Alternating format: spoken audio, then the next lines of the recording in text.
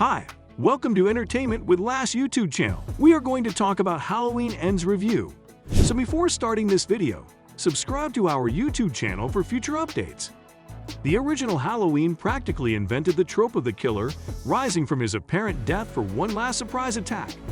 In that same way, Halloween Ends as a whole feels like one heck of a narrative curveball right before the curtain closes on the franchise as we've known it up to this point.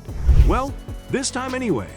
In opting to jettison all but the original film as canon, director David Gordon Green made an early choice to focus down his Halloween trilogy on the essentials of what made John Carpenter's classic work, especially on how Michael Myers' violence represented evil as an elemental force.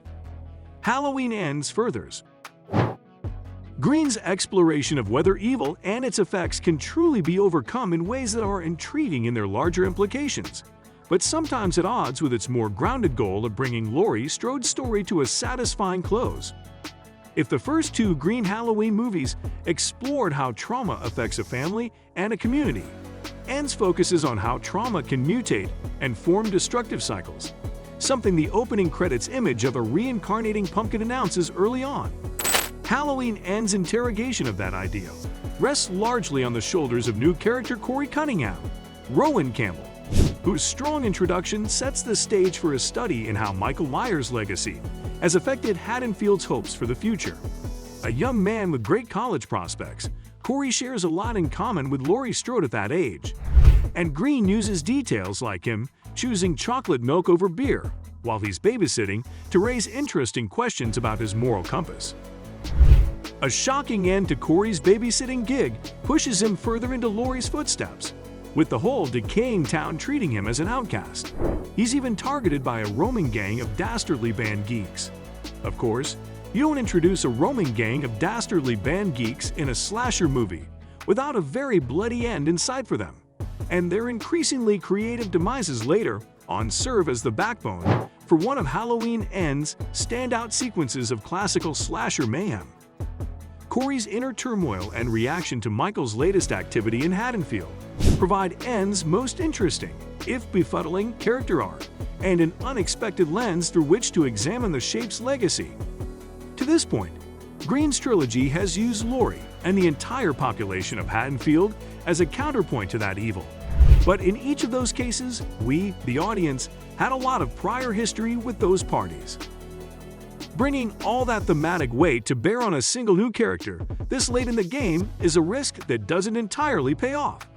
Rowan Campbell gets off to a sympathetic start as Corey, with a boy-next-door charm so pure that the collective cold shoulder of his character receives feels almost unrealistic in comparison, but Ends loses its commitment to fleshing out the character near the middle, and so changes in his personality feel less and less motivated.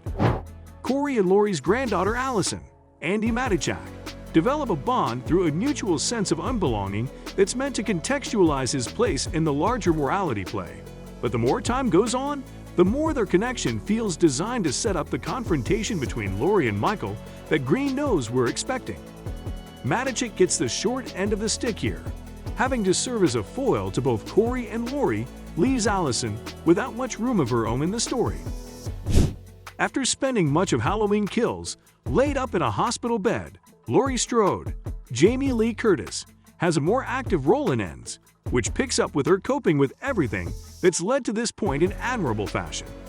Now a surrogate mother to the orphan Allison, the Laurie who's flirting at the grocery store with Frank Hawkins, Will Patton, and fumbling around trying not to burn a pie almost feels like a counterpart from a parallel dimension who never encountered Michael Myers. Curtis is just as focused on selling Laurie's quieter emotional triumphs as she is her latter-day ass-kicker persona, and leaves us with a performance that blends both in a testament to how much she reveres the final girl role that put her on the map. But of course, this is the last Halloween movie, and so Laurie's also called on to tangle with that oldest, creepiest dance partner of hers one more time. Green has his eyes squarely on audience expectations throughout the climax of Ends, with plenty of nods to imagery from Carpenter's original film.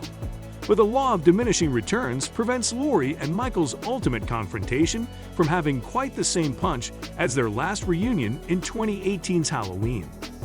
The rematch feels incongruous with what ends have been building towards, and the immediate fallout of it escalates at such a jaw-droppingly quick rate that you hardly have time to consider what the outcome really means for the survivors. After a long line of competing visions of the mythology, this new Halloween trilogy has mostly benefited from having one director's vision to hold it together. Even though Ends starts to distract with its self-serious discussions about evil, it does feel very much of a piece with David Gordon Green's previous efforts, and having seen plenty of Halloween sequels that are begging to coalesce around something. It's hard to argue that having more cooks in the kitchen has ever served the Halloween movies well. Green's approach to filming Michael's violence remains as brutal and stylish as ever. Ends may be the best looking of Green's 3 Halloween movies, with evocative glimpses at both Haddonfield's underbelly and upper class that serve as equally haunting backdrops for bloody, intense sequences. The film's opening scene takes place in what must be the biggest house in Haddonfield, and its opulent design gives Green room to both build dread and misdirects attention to wicked results. Ends is a largely serious affair, but it's during these signature kill scenes that Green allows himself to wink at us with a number of enjoyably staged tableaus of terror. There's only so much a drumstick can be twirled before it ends up in someone's eye, right? What do you think about this video? Do let us know in the comment section below. If you enjoyed this video and want to hear from us again, be sure to hit that subscribe button before you go.